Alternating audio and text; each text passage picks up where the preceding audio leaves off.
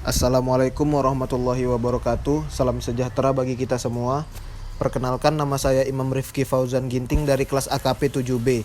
Di sini saya akan menjelaskan bab 8 yang berjudul pengendalian internal. Yang pertama yang akan saya jelaskan yaitu definisi pengendalian internal menurut Choso.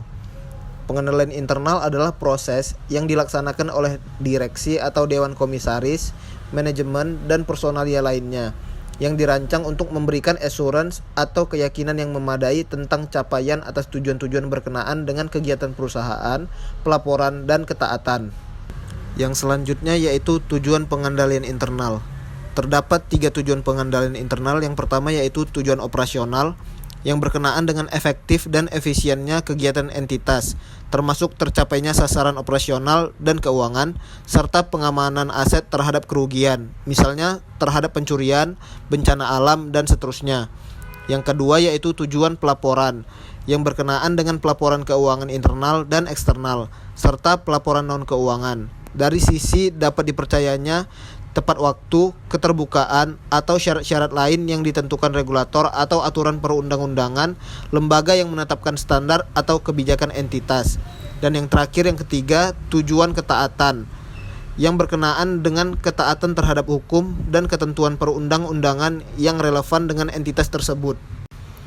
Yang selanjutnya yang akan saya bahas yaitu 17 prinsip pengendalian internal Choso. Secara singkat, penjelasan 17 prinsip pengendalian internal yang meliputi 5 komponen pengendalian internal Choso adalah: komponen pertama yaitu lingkungan pengendalian. Lingkungan pengendalian menciptakan suasana di mana orang-orang melakukan kegiatannya dan menjalankan tanggung jawab pengendaliannya. Ingat, pengendalian terkecil sekalipun jika diabaikan bisa menimbulkan bencana besar.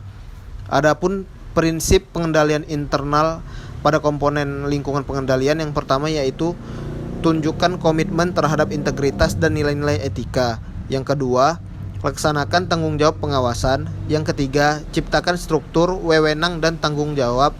Yang keempat, tunjukkan komitmen terhadap kompetensi. Dan yang kelima, tegakkan akuntabilitas. Komponen yang kedua yaitu penilaian risiko atau risk assessment adalah penilaian suatu risiko dengan cara membandingkannya terhadap tingkat atau kriteria risiko yang telah ditetapkan. Adapun prinsip pada komponen kedua ini yaitu: yang pertama, tentukan tujuan yang tepat. Yang kedua, identifikasi dan lakukan analisis risiko. Yang ketiga, nilai kemungkinan risiko kecurangan. Yang keempat, identifikasi dan lakukan analisis terhadap perubahan penting atau signifikan. Komponen yang ketiga yaitu kegiatan pengendalian.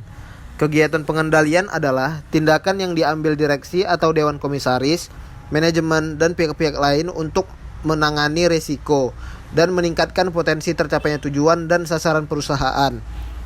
Adapun prinsip pada komponen yang ketiga ini adalah: yang pertama, pilih dan kembangkan kegiatan pengendalian. Kedua, pilih dan kembangkan pengendalian umum terhadap teknologi. Dan yang ketiga, sebarkan melalui kebijakan dan prosedur. Komponen yang keempat yaitu informasi dan komunikasi. Informasi bermutu tinggi harus dikomunikasikan secara tepat. Itu sebabnya mengapa Choso menggabungkan informasi dan komunikasi ke dalam satu komponen.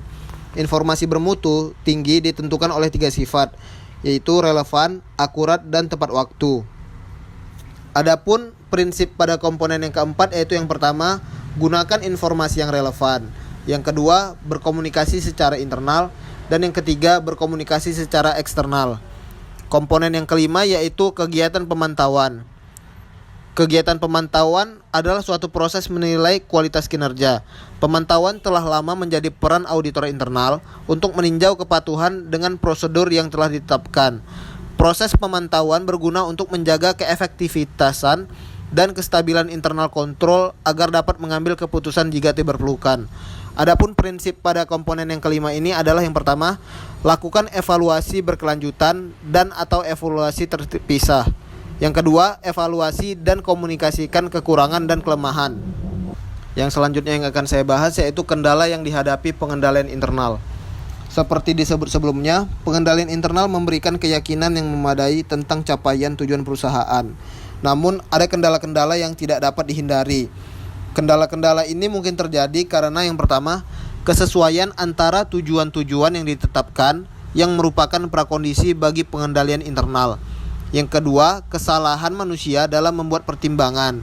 Ketiga, kesalahan, misalnya kesalahan pembukuan, bisa terjadi karena kesalahan manusia. Yang keempat, pimpinan bisa saja memutuskan lain dari aturan. Dan terakhir, yang kelima, persekongkolan di antara berbagai pihak, misalnya manajemen, pegawai dengan atau tanpa pihak ketiga, menyebabkan pemisahan tugas menjadi tidak berfungsi. Yang selanjutnya yaitu risiko audit. Terdapat 3 jenis risiko audit, yaitu yang pertama, inherent risk, adalah gabungan antara faktor-faktor risiko di dalam dan di luar organisasi dalam keadaan yang murni, belum dikendalikan, atau risiko kotor dengan asumsi belum ada pengendalian internal. Yang kedua yaitu controllable risk, bagian dari IR yang dapat ditekan atau dikurangi manajemen melalui kegiatan sehari-hari dan kegiatan manajemen. Yang ketiga yaitu residual risk, adalah bagian dari IR yang ada sesudah manajemen melakukan tanggapan-tanggapan atas risiko. RR ini kadang-kadang dinamakan risiko bersih. Demikian presentasi yang dapat saya jelaskan. Apabila ada kekurangan mohon dimaafkan. Wassalamualaikum warahmatullahi wabarakatuh.